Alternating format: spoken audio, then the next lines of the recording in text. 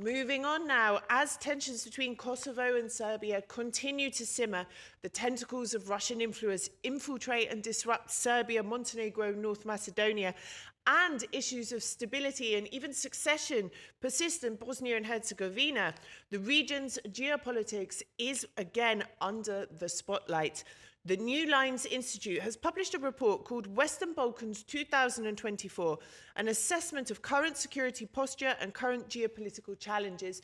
Now, the idea of this new report is to shed light on the reality of what's happening in the ground, in the hopes it will aid policymakers in their decisions and stances. I'm joined today by one of those involved in the report, Dr. Azim Ibrahim from the New Lines Institute for Strategy and Policy. Dr. Ibrahim, welcome to Inside Albania. Thank you for your time. Thank you so much for having me. Now, I want to talk, obviously, about the report, which has just been released. Obviously, our viewers will not have been able to read it in its entirety. Could you give us a brief overview of its scope and the main findings, please? Sure.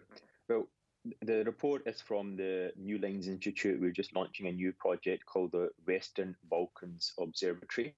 And one of the reasons we're launching that is that it's now become very apparent that policymakers in the West, both in the United States and in Europe, have taken their eye off the Balkans, the Western Balkans in particular.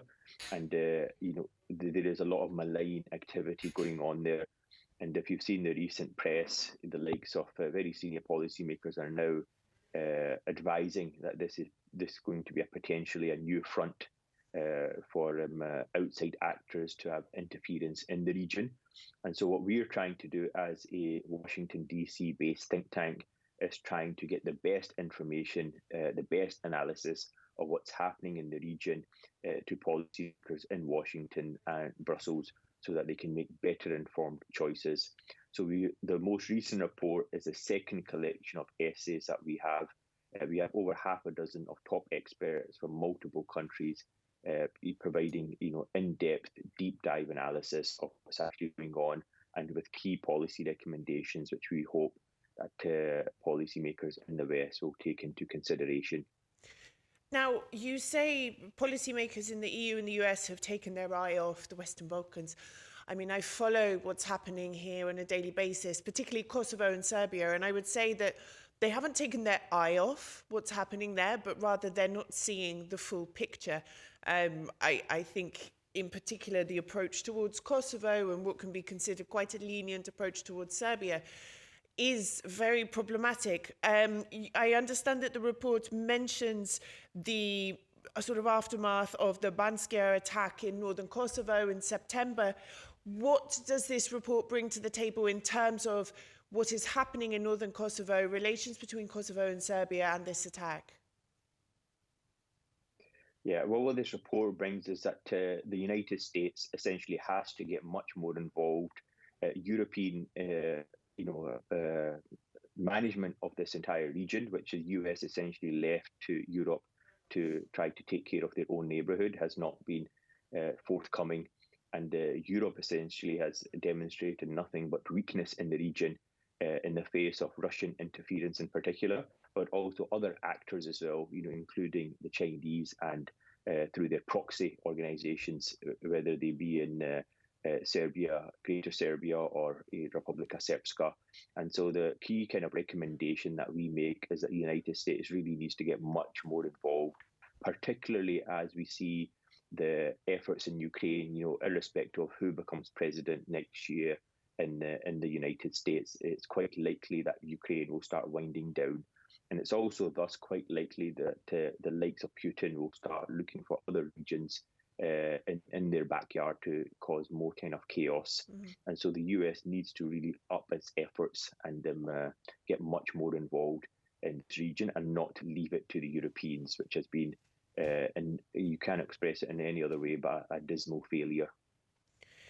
But I mean, in terms of the geopolitical relations with Russia and China, what is the state of these at the moment? I mean, in the context of Serbia, Kosovo, Montenegro, Bosnia and Herzegovina in the region, how are the relations? What is the influence of China? Is it different to the influence of Russia, for example? Can you give us a bit more background on this? Yeah, so the way these two countries operate are very different.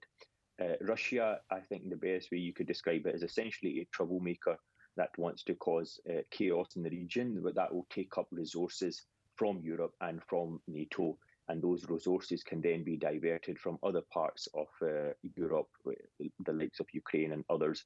And so their principal objective seems to be to cause chaos, to cause disinformation, and to essentially cause confusion amongst the populace. China, on the other hand, is much more interested in what you would describe as economic colonization, is essentially trying to get countries to take these very large loans, development loans, infrastructure loans. You see this very aptly in Montenegro, for example, where they built the very famous bridge to nowhere. And this is a very different strategy that China is utilizing. And what China is actually interested in is political stability. They want to have a stable politics so that they can continue with their economic expansion. And so they don't really have much consideration of whomsoever is in power, whether it's an authoritarian government or whether it's a democratic government. They are much more interested in stability, which is the opposite goal of what Putin is actually after. But at the same time, China's ambition is to create client states in which become part of the Chinese sphere of influence, and that will always support Beijing simply because these countries are so indebted to Beijing that they have no independent foreign policy. They will always be supporting China when it comes to the likes of Taiwan or when it comes to any other, interest that China may be interested in. We mentioned Russian and China. Are there any other malign influences in the region or sort of ones to be concerned about? Azerbaijan, for example, with gas pipelines. Turkey seems to be quite big on infrastructure. They've done an awful lot in Albania when it comes to reconstruction after the earthquake, yet in their own country, they haven't really done so much. So I'm wondering, does your report touch on other possible influences in the region? Yeah, our report touches on the entire security architecture. There's more than one actor, and there's more than two actors outside just Russia and China. But I'm not sure how malign and how influential many of these actors actually are in terms of changing the political dynamics within these countries itself. China and Russia are very big players, very powerful, very wealthy. And as you rightly said, China has a very different modus operandi. And it was very interesting that there was a report done by the Kiel Institute of Global Economics in Germany, which examined 100 of the publicly available Belt and Road Initiative contracts. And in each of these contracts, they found that there is a specific clause that says that a country cannot change its foreign policy towards China. Otherwise, those loans can be recalled. In terms of countries in the region, which do you consider at the most at risk from Chinese and Russian influence? I mean, I have in my mind an idea, but from your perspective as an expert. Yeah. So it seems to me that the ones that are in the front line for Chinese influence are essentially all of them. China is trying to have inroads to every one of these countries. But for the Russians, it seems that the priority seems to be Kosovo and Bosnia Herzegovina, and through their proxies in Serbia, they are making through the proxies in Serbia, they are causing chaos in Kosovo between the populace, between the north and the south, and at the same time through their proxies in Republika Srpska, they are pushing for independence and much more kind of closer, alignment with the greater Serbia through Republika Srpska. And in your view, and I've asked this to almost every guest who I have on the show talking about these issues, why Are the EU and the US not doing more to rein in Russian influence, but also to rein in Serbia, which is being used? There are proxies active there. It's being used as a base to sow discord. Why are they not doing more? Is this a lack of understanding, of knowledge, of information, which your report seeks to sort of plug that gap? Or is there something else going on? Is there lobbying going on in Washington we don't know about? What's your view? I think it's a combination of all of those things. In fact, there is extensive lobbying going on in Washington by the Serbians in particular, and there's also quite a few very senior officials, senior retired officials, who are actually working as lobbyists for the Serbian government, and they have considerable access, and they have extensive experience in the region, so they're seen as wise voices that they bring to Washington on the region. And their entire modus operandi is that we need a strong Serbia for the region, for stability in the region. We cannot put Serbia in a little box. We cannot push back on it. At the same time, there is extensive lobbying going on in Brussels, in the European Union, by the Croats. And I think it's quite well known that the Croats in particular have a considerable amount of influence in the European Union. When you say the Croats have been lobbying in Brussels, is this to the detriment of Kosovo? Is this pro-Serbia, or is this in general wider? In what context are you saying here? Yeah, they are essentially lobbying to further their own particular interest and undermine the interest of other countries, which they see, particularly Bosnia, Herzegovina, and to try to stifle the NATO path to NATO membership for the likes of Bosnia and possibly Kosovo in the future, and trying to ensure that Kosovo is not recognised by many elements in Europe as an independent country. So these are the kind of focus of the kind of areas that they are focusing on. But it's essentially what they are doing is just creating confusion, and they are not trying to necessarily mislead European policymakers. They are simply trying to confuse them. And so Europe is unable to try to come to a single consensus between the various countries. And as you know, Europe is, works by consensus. So if there is no consensus between the countries and they're being pulled in different directions, it means that nothing happens. There's all sorts of misinformation and confusion campaigns going on, and they're very and it's quite clever in the mechanism which has been set up, is that for each country they have a different target and different way.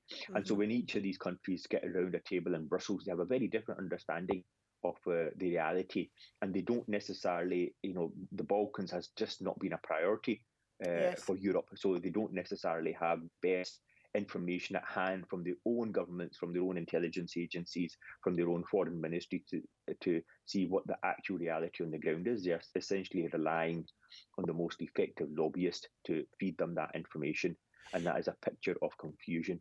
And then you have Serbia, which is an EU candidate country, moving through the accession process, albeit very slowly.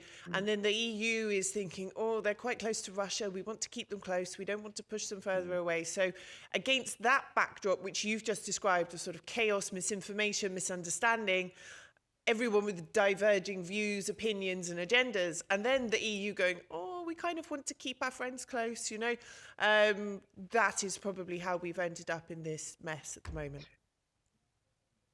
Yeah, absolutely. And this is where, the US and Europe, most unfortunately, are willing to compromise their own values. And their own values is essentially the only power that they have, the soft power that they have.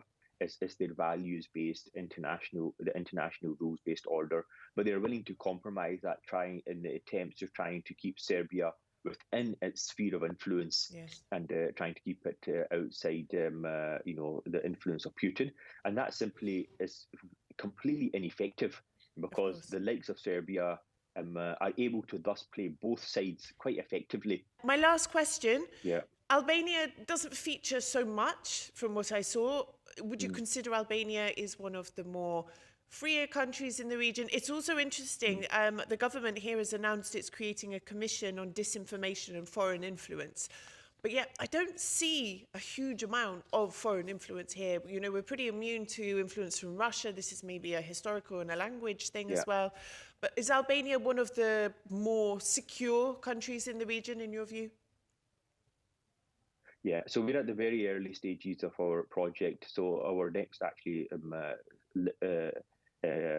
anthology of reports is going to be focusing on Albania, and you might be right that there's not a significant amount of disinformation going on in Albania, but this is something that we will have to look into and on a much more extensive and deeper basis, because the nature of misinformation is that you do not know it's misinformation. It's just classified as factual, the factual reality. So we have to look into this and actually do a much deeper examination of the extent of kind of misinformation. One thing we'd like to really see, and one thing that we're trying to promote with our think tank, is much more regional cooperation between the countries. And this is something that we're actually planning in the very near future, to have a summit in the region with representatives, scholars and academics from all the different countries, trying to share best practice, trying to share what their experiences are. And this seems to be really lacking, and it's most unfortunate this hasn't been done already. Well, I want to congratulate you all for your work, and I hope this lands on the right desks, because here, seeing, you know, the disparity between what's going on in the region and what these people in Washington and Brussels come out and say, it's quite disheartening, and it's quite concerning. And we've seen the consequences of this already in last September. So thank you for your work, and I hope it makes a difference.